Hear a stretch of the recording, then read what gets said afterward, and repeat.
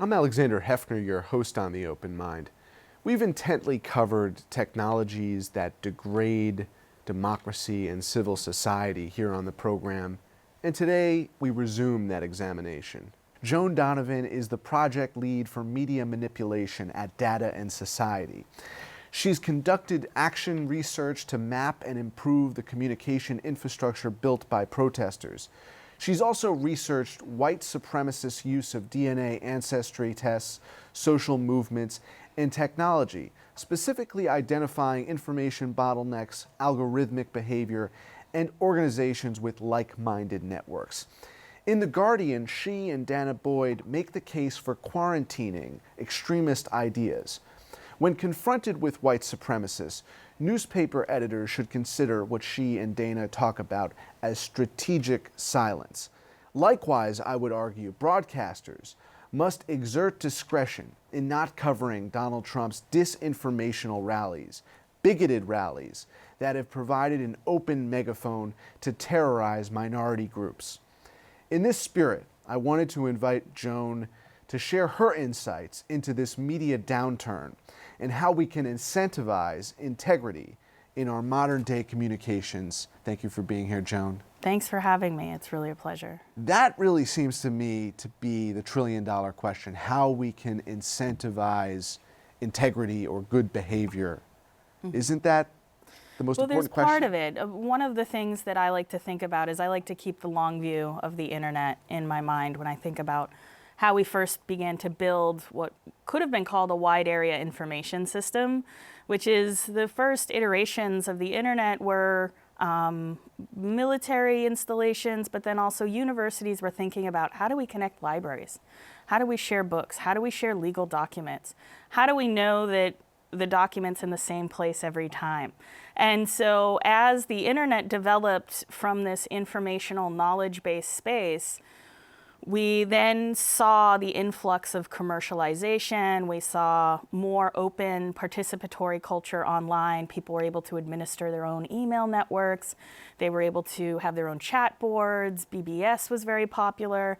And as people moved online, the different subcultures that these people were sometimes ashamed to participate in public space or under threat of violence couldn't, LGBT being one group of people that were early adopters of the internet. We saw that the internet really allowed for free play of identity and free play of information in a way that did build some really unique and important communities. And as we go through and think about the first iteration before we get social media was this social networking, right? The first movie about Facebook, The Social Network. And it was really about connecting people to people. It had very little to do with distribution of news, distribution of information. It was really about that people to people. And as we see older versions of the internet that is about knowledge creation and knowledge construction and about giving people information collide with everybody being a potential author, we have a different system of communication entirely that we haven't built in some of the important lessons that journalists have learned from, hundreds of years of working with print, that I think that platform companies really need to take a hard look at the ethics of journalism, see why they developed standards, ethics, protocols, and adopt those ethics and protocols into their algorithms as well as into their protocols and their content moderation. One of the most pernicious influences in terms of what must be quarantined are the algorithms on YouTube that are feeding people disinformation, misinformation, in a lot of cases now, outright bigotry. How are we to deal with that quarantine? Yeah, so we've been thinking a lot about this and doing multiple case studies on YouTube to understand under what conditions are you served certain content. So if you're a big fan of a certain music genre, you continuously watch bands that are part of this music genre. People who also watch those bands click and like and subscribe to bands that like that genre. It builds a subculture, and the algorithm learns, machine learning, how to serve you then more from that genre so that you stay on the platform longer. It works the same for momversation groups. If you're into stuff about babies, it'll continuously serve you stuff about babies. But in the accounts that we have where we've been watching lots of far-right and white nationalist content, we find that it's very difficult to break out of those echo chambers. That even if you go on to your own account with the intention of watching something as stupid as cats eating pizza, that even in the recommendations and the autoplay for the next set of videos, it's going to continuously try to serve you things that it knows you like to watch. So when you even try to pivot out of these echo chambers, it will continuously serve you more and more extremist or white nationalist content. I've analogized it to carcinogens in the discourse. It's feeding you hate.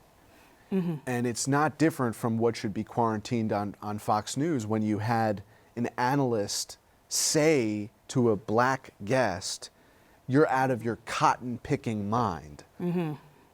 These are on YouTube very explicit, and on Fox News, coded sometimes ways of calling people the N-word. And that's what's going on. Yeah, so And it's mainstreamed. when we've looked at some of that in terms of the subcultures of white nationalists, and when they do figure out that the algorithm is flagging for certain things, especially the N-word, they pivot. So we saw a big pivot during Black Panther. There was a lot of talk about the movie, and white nationalists wanted to participate in the discourse about it because there were nationalist themes in Black Panther.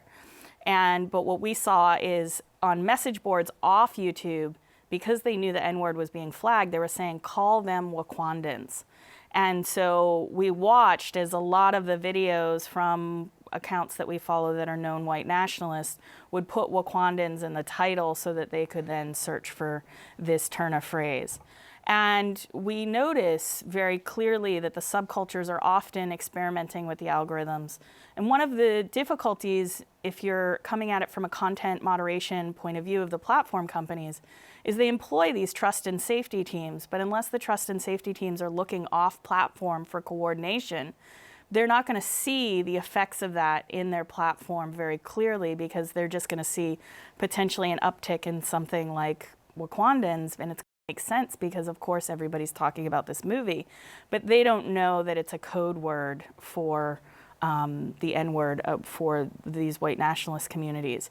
As well, we've tracked the uptick in the word pit bull, and they're trying to map they're trying to replace the N-word with the word pit bull to be a subset of discourse around black criminality. And this deals with an emotional and psychological and societal issue of people having hate in their heart, or not having hearts, not having souls, in their desperate attempt to keep alive a bigoted sensibility.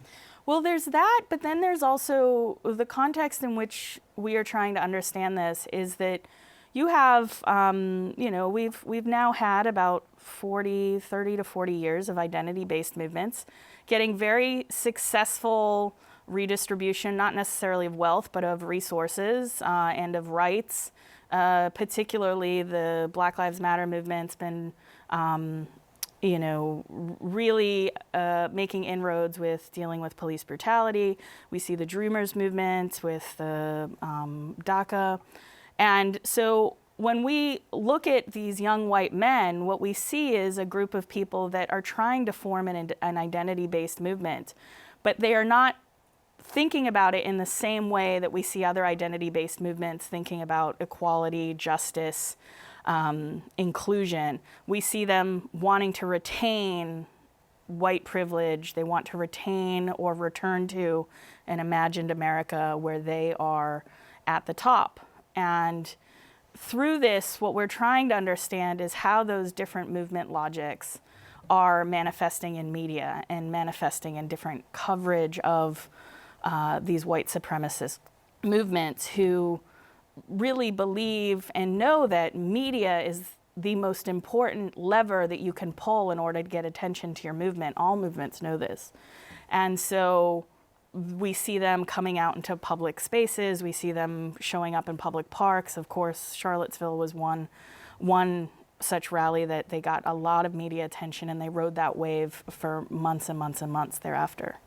YouTube, whose parent is Google, Facebook, Twitter, they don't want to operate in a society that has transcended racism, at least in terms of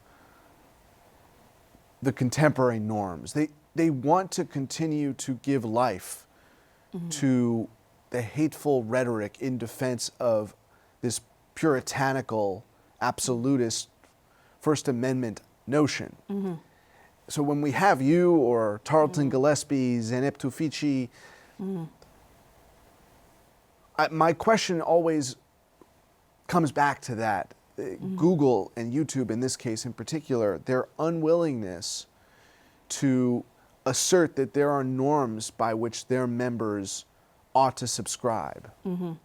Yeah, and it's really difficult because within Silicon Valley culture, you have a distorted lens of diversity. Sarita Emerut writes about this in her work on understanding the difference between Asian and white in Silicon Valley. So there's a lot of Asian people in Silicon Valley, and so therefore Silicon Valley believes that it's authentically participating in diversity in the workplace. As well, there's evidence that we've seen, as well as there's an organization called Coworker that's been mapping and tracking alt-right influences in Silicon Valley and how aligned with this notion that you should be able to represent yourself and your people and your movement, we see in Silicon Valley a lot of people getting very defensive about the notion that we should be opening up design in a way that has both responsibility at the front and accountability at the back. So that means that responsibility means that you think about your product and you think about and you invest a lot of time and energy into understanding the ethics of the design and the deployment, just like you would a market study for a drug, right? What are the potential side effects that I don't see? We see Facebook is starting to develop a team that can do some of that work. But because the algorithms and the systems and the management philosophy is also in these corporations that are difficult to unbox, we don't really know what happens in the midstream part of the machine. And then what we lack is any system of accountability where someone somewhere takes responsibility for saying, yes, I provided the platform and the space for these groups to organize and show up in a place and do this kind of violent destruction. And so that kind of system where we start with responsibility, we do the time that it takes to develop the products in an ethical way, and then evaluate them. There's many civil society groups right now working with Facebook on what's called the civil rights audit, and Color of Change is one group that's working on that, and the National Hispanic Media Coalition. And so they're trying to understand that portion that very few researchers have insight into. And then on the back end, we need regulation or some form of regulators to step in, because when we get to that step, what we notice is there's a lot of finger pointing between regulators and technology companies and congressmen, but nobody is taking account of what's really happening. Right. We've talked about that on this program, the Honest Ads Act in particular, sponsored by Amy Klobuchar, John McCain, and Mark Warner.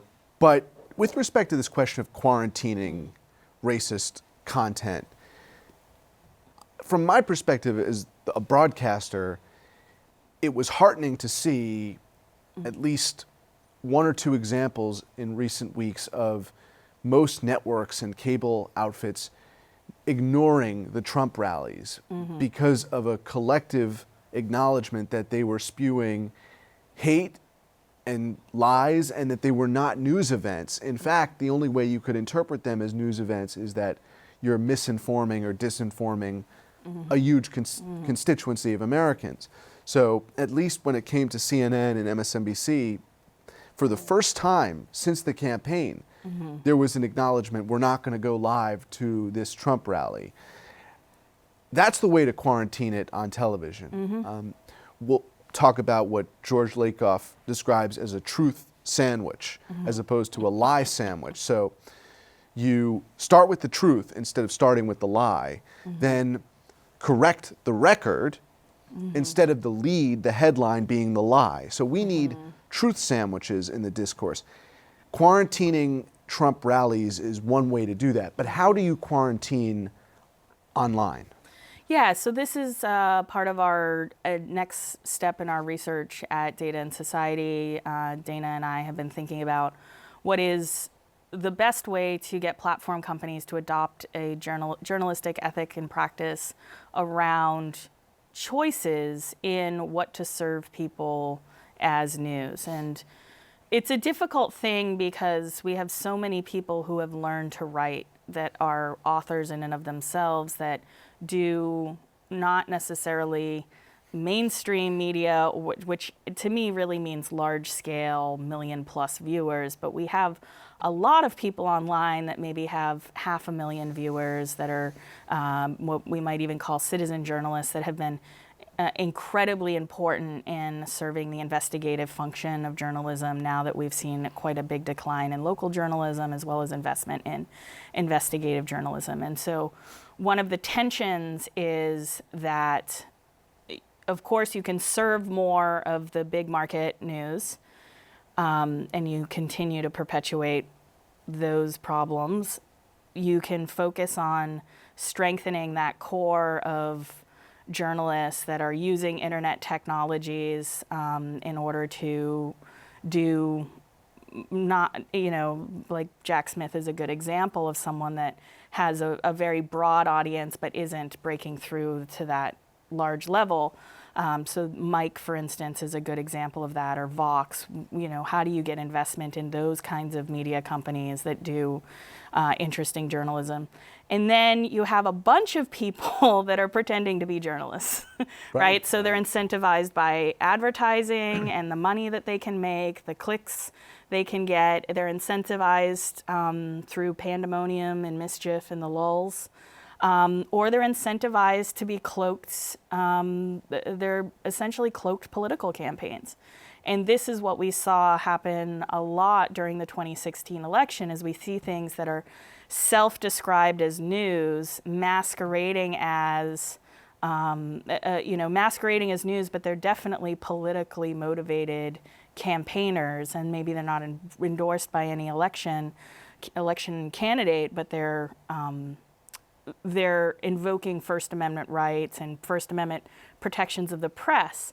And that's an interesting split, too, because First Amendment protection of the press is different from First Amendment protection of just any old citizen, right? But the courts have been very clear that protection of the press is something that really matters to them. And so when a group or an organization has established themselves as press, they do get a little bit more latitude to say and do things that might be considered libel or slanderous because of the importance of the work. We talk about quarantine, but we have to talk about deletion too. Deletion of racist content, deletion of fictitious, fallacious content, like you said, masquerading as real news.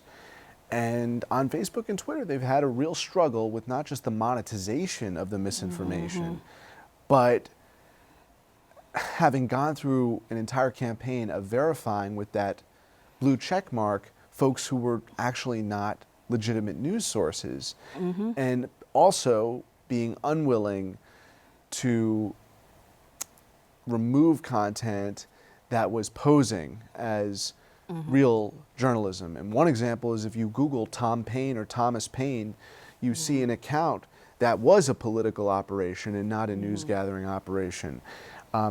If you're searching one of the most important figures in American history on Google, and the first or second indexed result is a disinformation campaign, which actually poses as a Pulitzer Prize winning or Loeb winning reporting outfit, that's a problem. When we see disinformation proliferate online and we see strategic coordinated amplification using these tools, a lot of those tools are right out of the box of marketers, right? So for a long time, marketers online knew that one account is never effective. So they knew they had to be 100 or 1,000 people, right? And you could buy that technology and it was fairly cheap, and you could run your own small world's network online to promote your your products. And so that kind of technology just took a while for states to adopt, but it's a known quantity online, and you know, anti-spam teams know exactly how to do it. Groups that deal with lobbies online know how to spot these things. What I think was unexpected about the use of bots is that we also see what we might call cyborgs participating. These are people that will operate the account sometime as a bot, but then other times as a human being. So they might actually respond to you. And this is confusing sometimes for the ways in which content moderation is done. So there's one level of that, and then we see other nefarious people using those kinds of technologies, but we're still stuck in the mindset of one account for one person. But that's not true online. Online is very much a magnification of society. It is not a reflection of it. But we have a lot of researchers also invested in studying Twitter in such a way that they believe it is a reflection of society. And so our research really hasn't even caught up with the technology being used to manipulate what we think about as information flows online. Another interesting case study is Wikipedia itself, because Wikipedia is used for a lot of natural language processing algorithms. But when we see manipulation on Wikipedia, we know that there are downstream effects for other AI and machine learning technologies.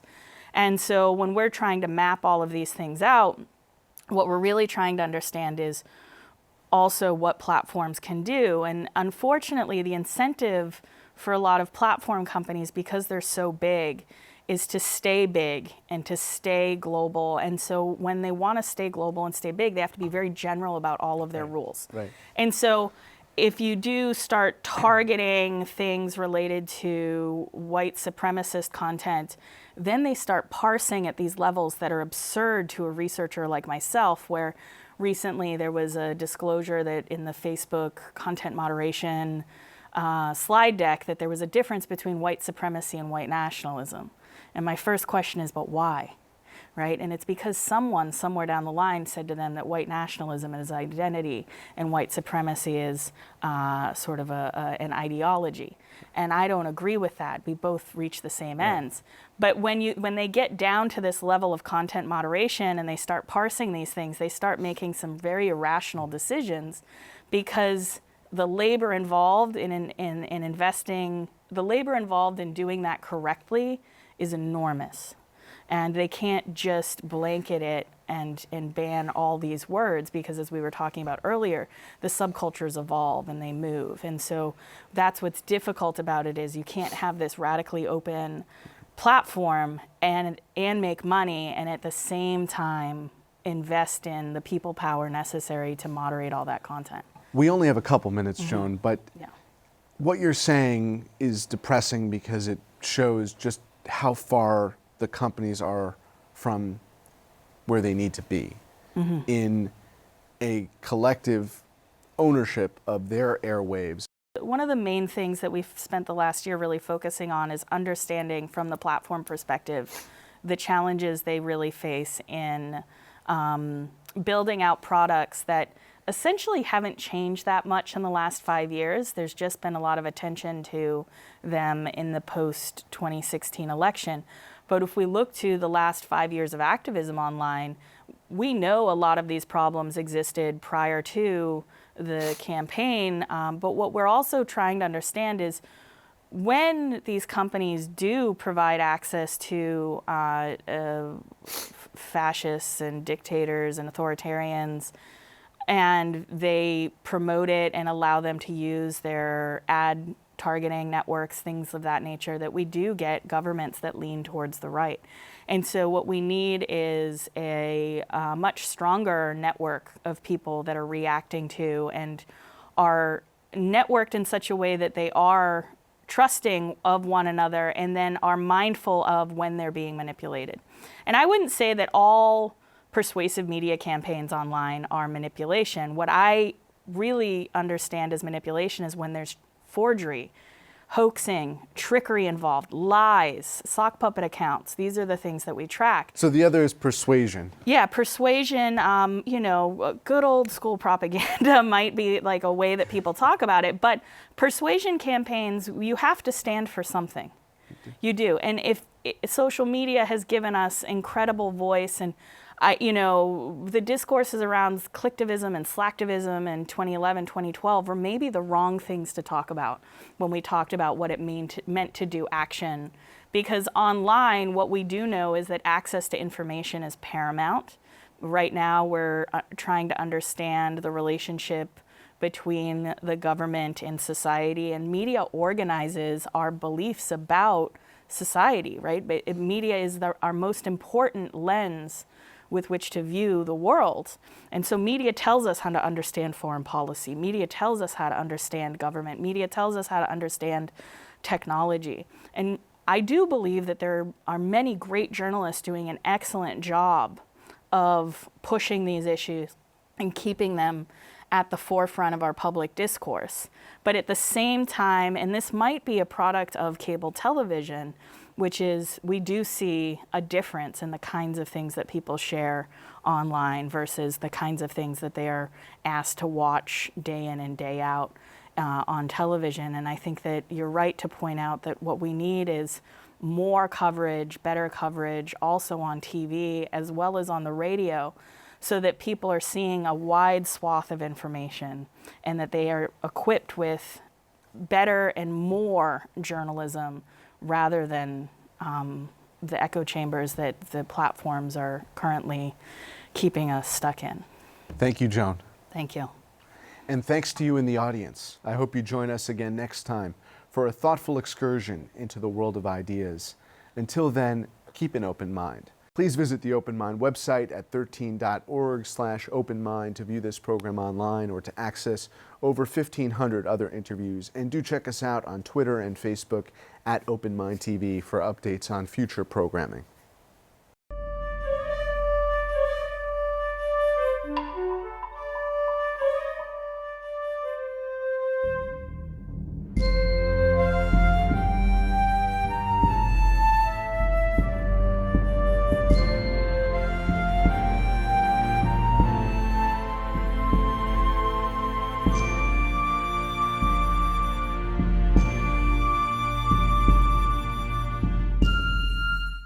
Continuing production of The Open Mind has been made possible by grants from Ann Olnick, Joan Gans Cooney, the Angelson Family Foundation, Alfred P. Sloan Foundation, the John S. and James L. Knight Foundation, Joanne and Kenneth Wellner Foundation, and to the corporate community Mutual of America.